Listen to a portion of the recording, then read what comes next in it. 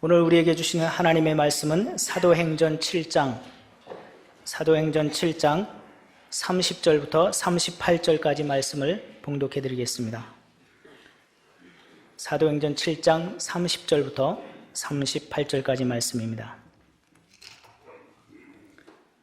40년이 참에 천사가 시내산 광야 가시나무 떨기 불꽃 가운데서 그에게 보이거늘 모세가 그 광경을 보고 놀랍게 여겨 알아보려고 가까이 가니 주의 소리가 있어 나는 내 조상의 하나님 즉 아브라함과 이삭과 야곱의 하나님이라 하신대 모세가 무서워 감히 바라보지 못하더라. 주께서 이르시되 내 발에 신을 벗으라. 내가 서 있는 곳은 거룩한 땅이니라. 내 백성이 애굽에서 괴로움 받음을 내가 확실히 보고 그 탄식하는 소리를 듣고 그들을 구원하려고 내려왔노니 이제 내가 너를 애굽으로 보내리라 하시니라. 그들의 말이 누가 너를 관리와 재판장으로 세웠느냐 하며 거절하던 그 모세를 하나님은 가시나무 떨기 가운데서 보이던 천사의 손으로 관리와 속량하는 자로서 보내셨으니 이 사람이 백성을 인도하여 나오게 하고 애굽과 홍해와 광야에서 40년간 기사와 표적을 행하였느니라. 이스라엘 자손에 대하여 하나님이 너희 형제 가운데에서 나와 같은 선지자를 세우리라 하던 자가 곧 이 모세라. 시내산에서 말하던 그 천사와 우리 조상들과 함께 광야 교회에 있었고 또 살아있는 말씀을 받아 우리에게 주던 자가 이 사람이라. 아멘. 모세가 시내산에서 하나님의 부르심을 받았습니다. 하나님께서 모세에게 내 백성이 애굽에서 괴로움 받음을 내가 확실히 보고 그 탄식하는 소리를 듣고 그들을 구원하려고 내려왔다고 말씀하셨습니다.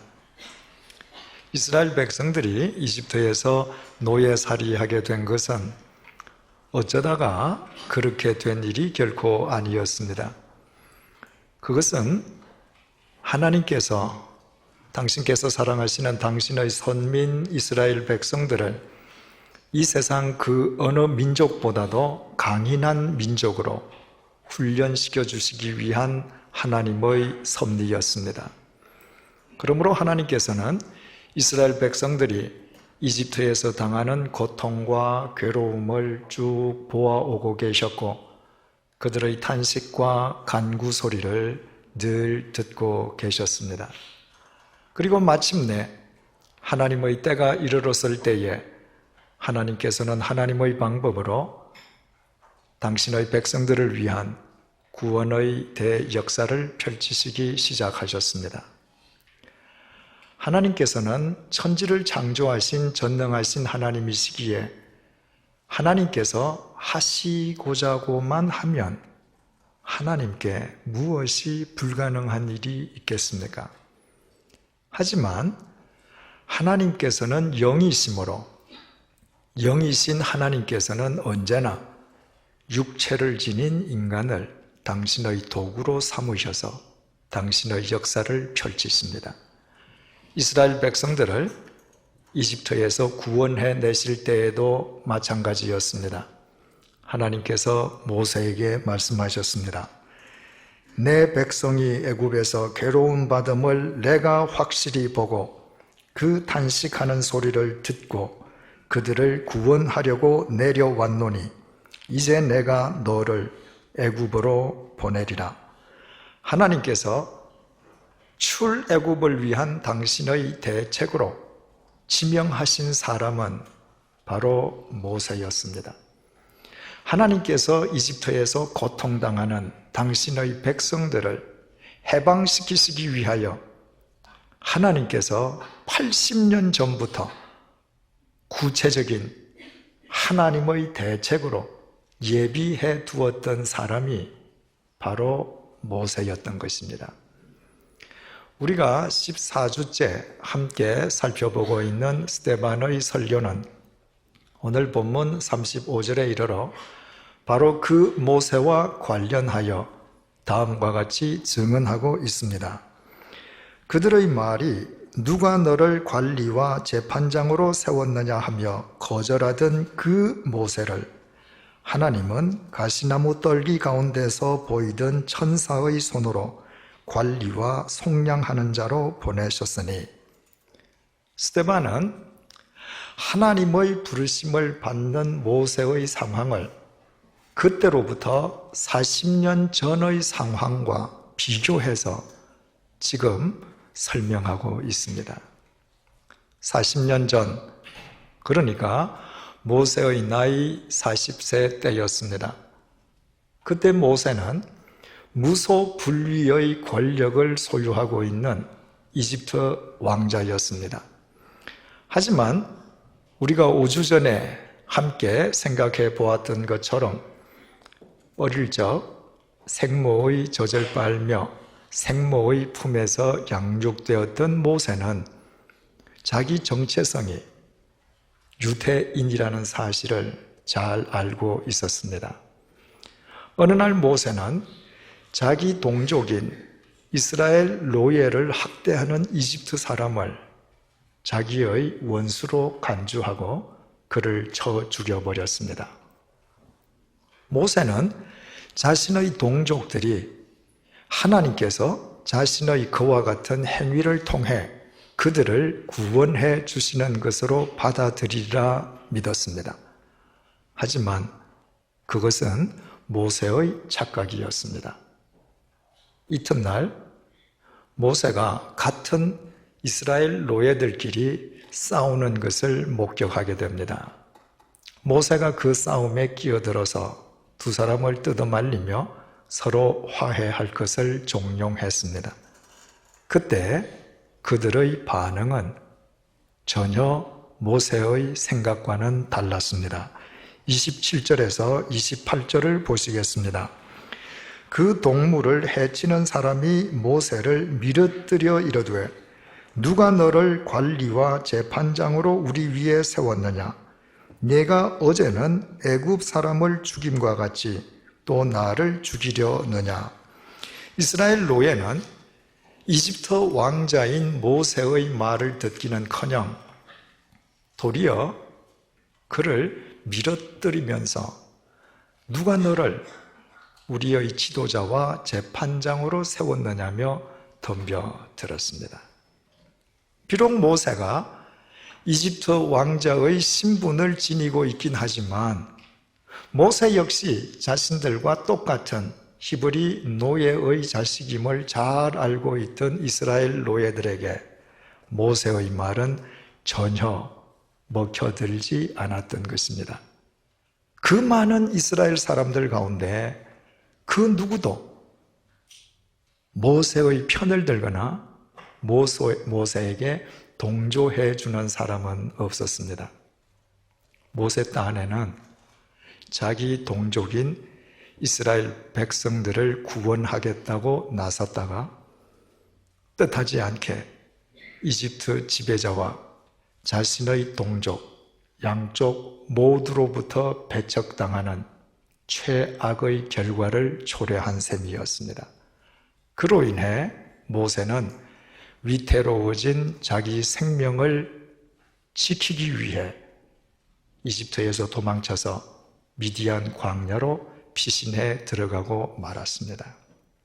스데반은 40년 전의 그 상황을 상기시키면서 그때 이스라엘 백성들이 배척했던 그 모세를 하나님께서 관리와 속량하는 자, 즉 출애굽을 위한 지도자와 구원자로 보내셨음을 강조했습니다. 구원자로 이스라엘 백성들에게 어느 날 갑자기 나타난 모세에 대한 이스라엘 백성들의 반응을 사실적으로 전달해 주기 위함이었습니다. 모세의 이집트 귀환과 더불어 이스라엘 노예들 사이에는 마침내 하나님께서 자신들을 구원해 주시기 위하여 구원자를 보내주셨다는 소문이 삽시간에 퍼졌을 것입니다.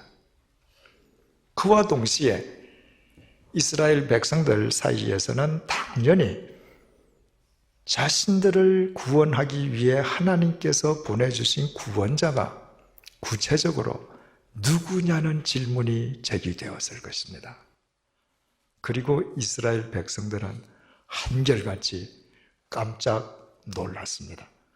하나님께서 그들을 위한 구원자로 보내주신 사람은 그 옛날 자신들이 배척했던 바로 그 모세였기 때문입니다. 36절을 유의해 보시겠습니다. 이 사람이 백성을 인도하여 나오게 하고 애굽과 홍해와 광야에서 40년간 기사와 표적을 행하였느니라. 스데반은 지금 이 사람, 즉 모세를 두 번째 강조하고 있습니다. 절대 권력을 소유하고 있는 이집트의 파라오가 히브리 노예들을 해방시켜 주지 아니할 수 없도록 갖가지 재앙을 내리고 그들의 앞에 가로막혀 있던 홍해를 가르고 풀 한 폭이 물 한 방울 없는 죽음의 광야에서 하늘로부터 만나가 떨어지게 하고 반석에서 생수가 터지게 한 사람이 바로 그들이 배척했던 그 모세였기 때문입니다. 모세에 대한 강조는 그것으로 끝나지 않았습니다. 37절을 보시겠습니다. 이스라엘 자손에 대하여 하나님이 너희 형제 가운데서 나와 같은 선지자를 세우리라 하던 자가 곧 이 모세라. 모세는 그 이후에 이 땅에 인간을 구원하시기 위해 오실 메시아, 즉 예수 그리스도를 가리켜서 자신과 같은 선지자라고 불렀습니다. 하나님께서는 모세를 이스라엘 백성을 속량하는 자로 이집트로 보내셨습니다.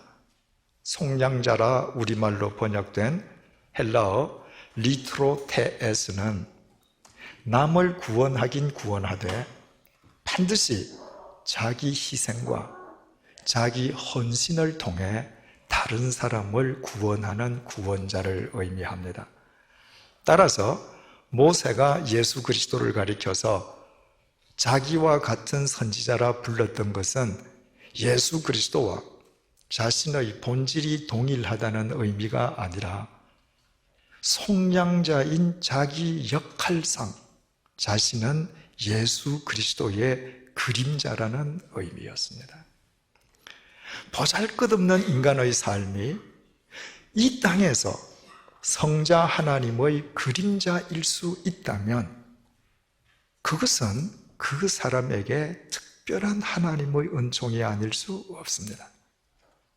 바로 그 특별한 은총을 누렸던 그 사람이 그 옛날 이스라엘 백성들이 배척했던 그 모세였다는 것입니다.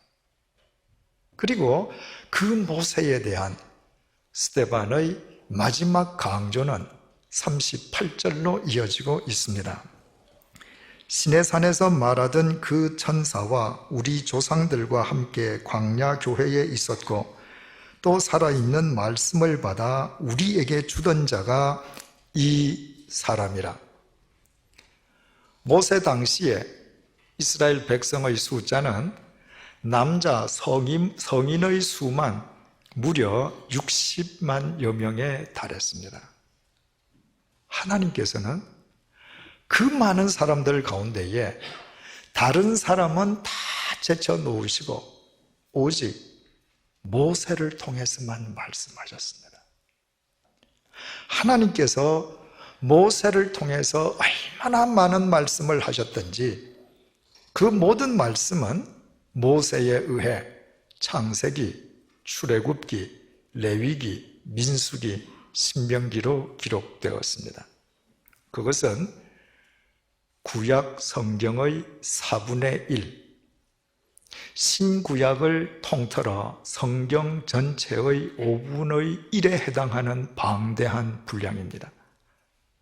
이 세상 그 누구도 모세만큼 많은 하나님의 말씀을 성경으로 기록한 사람은 없습니다. 하나님께서 당신의 말씀인 성경을 5분의 1이나 쓰게 하실 만큼 신뢰하신 사람이라면 그 사람은 얼마나 대단한 사람입니까? 바로 그 대단한 사람이 바로 이스라엘 백성들이 배척했던 그 모세였다는 것입니다. 스데반은 이처럼 그 모세를 4번씩이나 되풀이해서 강조하므로 어느 날 이스라엘 백성들 앞에 그들을 구원하기 위한 구원자로 나타난 모세에 대한 이스라엘 백성들의 놀라움을 생생하고 입체적으로 전해주고 있습니다. 이집트에서 노예살이하던 이스라엘 백성들에게 모세는 이미 오래전에 잊혀진 존재였습니다.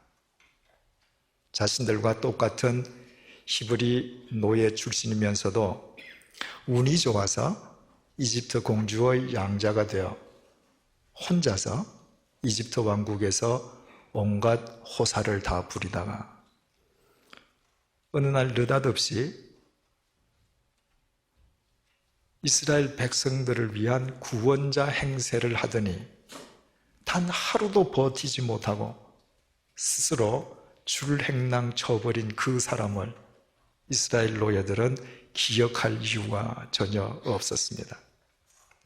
혹 기억하는 일이 있다 할지라도 그저 황당한 인간 정도로 기억했을 것입니다.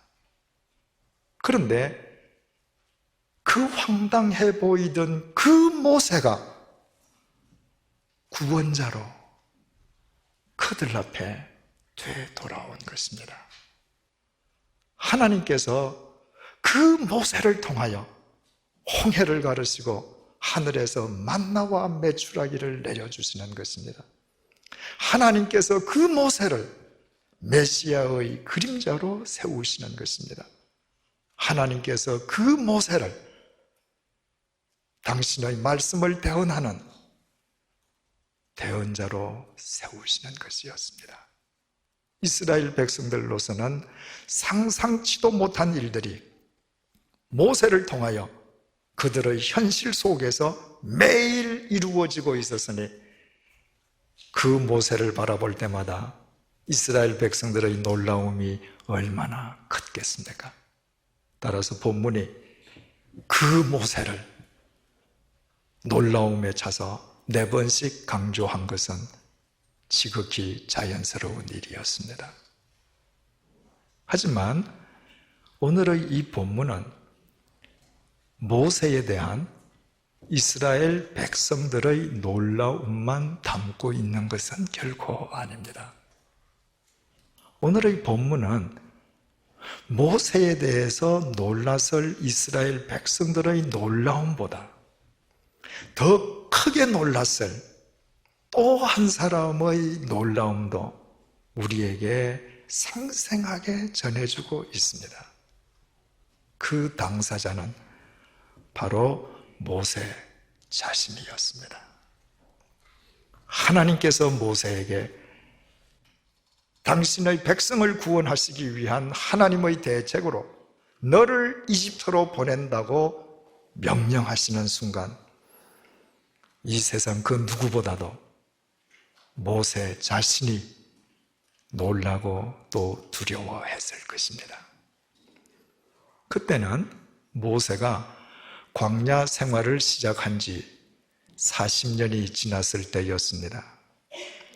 현실 세계인 이집트에서 도피해서 장장 40년의 세월이 흘렀으니 모세의 현실 감각은 무딜 대로 무뎌져서 아예 그에게 현실 감각이라고는 없었을 것입니다.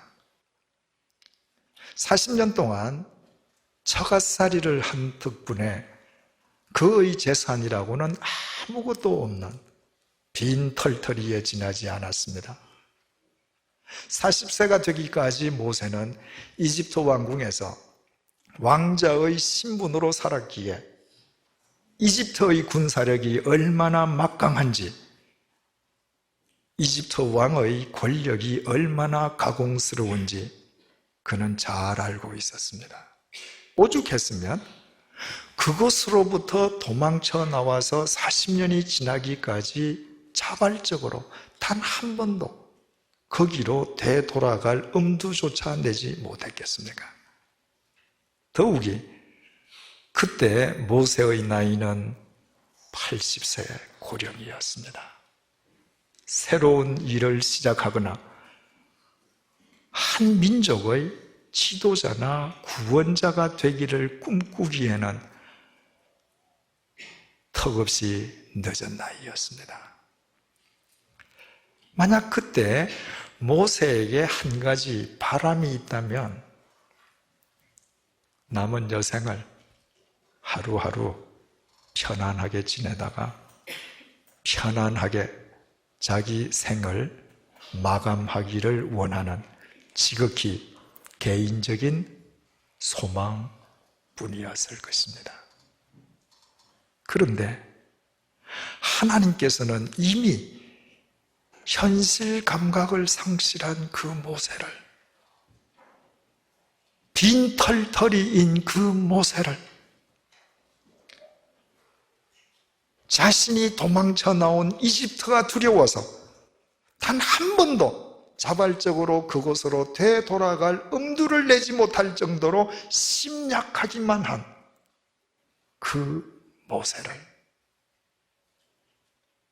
80세의 고령이 되어 세상적으로 보면 아무 희망이라고는 없는 그 모세를 당신의 백성을 위한 당신의 대책으로 선택하시고 이집트로 돌아가라고 명령하셨습니다. 그 순간에 모세가 얼마나 놀라고 두려워했을는지는 능히 짐작할 수 있습니다. 출애굽기 4장은 그때 모세가 몇 번의 망설임과 하나님의 대책이 되기를 사양했음을 상세하게 전해주고 있습니다. 80세의 모세가 인생의 기로에 선 것입니다. 이미 익숙할 대로 익숙하고 보다 확실한 미디안 광야 양치기의 생활을 고수할 것인가? 미래가 불투명하기 짝이 없어 보이는 하나님의 대책이 될 것인가? 누구보다도 자기 처지와 자기 형편을 잘 아는 자기 판단을 신뢰할 것인가? 하나님의 명령을 신뢰할 것인가? 하나님의 명령을 쫓을 때 불확실해 보이는 미래에 대한 두려움과 불안에 굴복할 것인가? 하나님 앞에 자신의 전 존재를 내던질 것인가? 지금까지 그렇게 살아온 것처럼 앞으로도 오직 자신의 안일만을 위해서 살 것인가? 자기 희생과 헌신을 통해 동족을 속량하는 도전적인 삶을 살 것인가? 모세는 그 두 길 가운데 한 길을 선택해야만 했습니다. 상식적으로만 생각한다면, 현실적으로만 따진다면 모세는 응당 자기를 쫓는 길을 선택해야만 했습니다.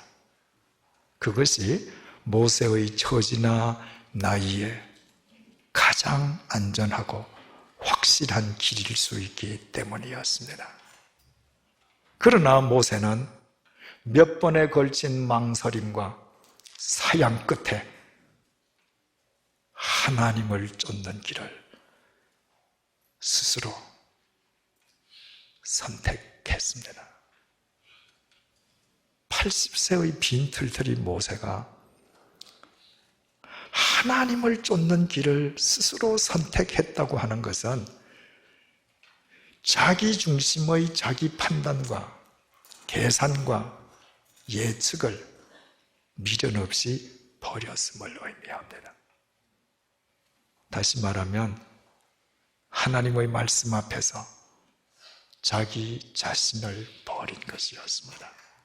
바꾸어 말씀드리면 하나님의 말씀 앞에서 갖가지 구실을 붙여 자기를 위한 길을 쫓도록 자기 발목을 끌어당기는 자기와의 싸움에서 이긴 것이었습니다. 만약 그때 모세가 자기를 이기지 못했던들 모세는 광야의 노인으로 살다가 광야의 먼지로 사라지고 말았을 것입니다.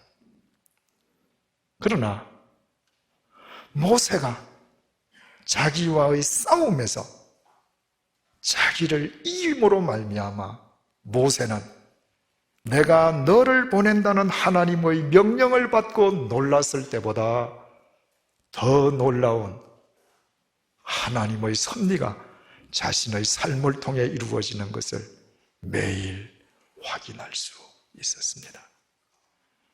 모세가 이집트로 돌아갈 때 그에게는 단 한 명의 군사, 무기 하나도 없었습니다. 그러나 하나님께서는 그 모세가 이집트 파라오를 제압하도록 하셨습니다. 그리고 그 모세가 이스라엘 백성들을 해방시켜 나오도록 해 주셨습니다. 하나님께서는 그의 앞에 놓여있는 홍해를 갈라주시고 만나와 메추라기가 떨어지게 해 주셨습니다. 하나님께서는 그 모세를 예수 그리스도의 그림자가 되게 하셨습니다. 하나님께서는 그 모세로 하여금 하나님의 말씀인 성경 5분의 1을 기록하는 하나님의 대언자가 되게 하셨습니다. 그 모든 것은 만약 모세가 자기와의 싸움에서 패했던들 그 어느 것 하나 누릴 수 없는 신비로운 하나님의 은총이었습니다. 이렇듯 모세는 자기를 버림으로 자기를 이김으로 80세의 고령에 아무것도 없는 빈털털이라 할지라도 하나님께서는 반드시 바르게 세우실 수 있고 오직 하나님에게만 그와 같은 능력이 있다는 야긴과 보아스의 하나님의 은혜를 온몸으로 체험했습니다. 모세가 자기와의 싸움에서 하나님의 길을 기꺼이 쫓기를 선택할 수 있었던 것은 모세가 80 노인인 자기 자신보다 전능하신 하나님을 더 신뢰했기 때문임은 두말할 나위가 없습니다. 우리는 여기에서 대단히 중요한 교훈을 깨닫게 됩니다. 믿음이란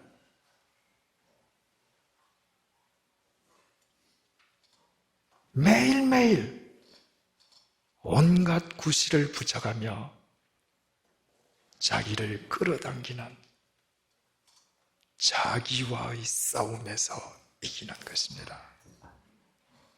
그 싸움에서 이기지 않고서는 결코 하나님을 바르게 믿을 수가 없습니다. 생각을 해보십시오. 하나님보다 자신을 더 신뢰하는 사람이 어떻게 하나님을 온전히 신뢰할 수 있겠습니까? 그와 같은 사람이 일평생 동안 열심으로 교회 생활을 할 수는 있지만 그를 통해 야긴과 보아스의 하나님의 역사가 일어날 수는 없습니다. 예수 그리스도께서는 누구든지 나를 따르려거든 먼저 자기를 부인하라고 말씀하셨습니다. 자기를 부인하라는 것은 자기를 버리라는 말이요, 자기를 이기라는 말입니다. 자기를 버리고 자기와의 싸움에서 이기는 자를 통해서만 주님께서 온전히 역사하실 수 있기 때문입니다. 그래서 사도 바울은 나는 날마다 죽는다고, 나는 날마다 나를 쳐서 복종시킨다고 고백했습니다. 사도 바울은 매일 자신을 버리고 매일 자신을 이기는 사람이었습니다.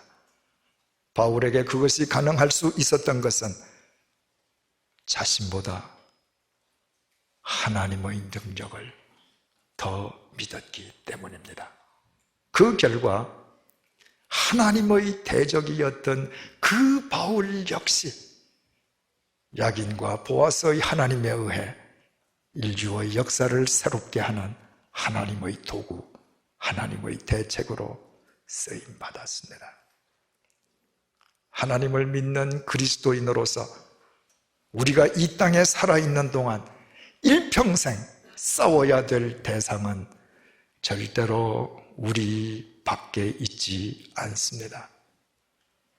우리가 싸워야 될 대상은 언제나 우리 자신입니다. 하나님 앞으로 나아가려는 우리를 온갖 이유를 붙여가며 본능적으로 자기를 따르도록 우리의 발목을 끌어당기는 자기, 하나님의 말씀 앞에 나를 던지려 할 때 불확실한 미래에 대한 두려움과 불안 속으로 우리를 끌어내리는 자기,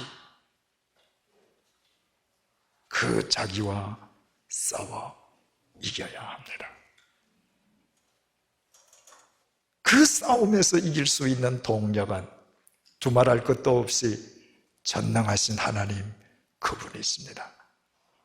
하나님은 영원하시고 그분의 능력은 영원하시기에 그 영원하신 능력을 믿음으로 미구의 공동묘지에서 썩어 문드러질 나 자신을 간단히 제압할 수 있고, 나를 이김으로 야긴과 보아스의 하나님에 의해 쓰임받는 하나님의 도구가 될 수 있습니다. 그렇다면 하나님을 믿는 우리의 삶이 왜 무기력하며 왜 하나님의 역사와는 무관한지 우리는 이제 그 이유를 알게 됩니다. 우리가 하나님을 믿는다라고 말하면서도 실제로는 하나님보다 우리 자신들을 더 신뢰하기 때문입니다. 본능적으로 자신을 더 신뢰하게 만드는 자기와의 싸움에서 도무지 이기려 하지 않기 때문입니다.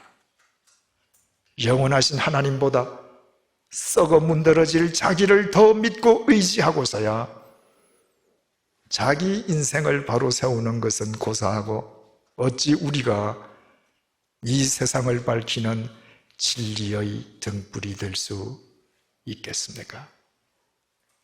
참회의 절기인 사순절 두 번째 주일을 맞이해서 하나님보다 실은 우리 자신을 더 신뢰했던 우리의 불신앙을 회개하십시다.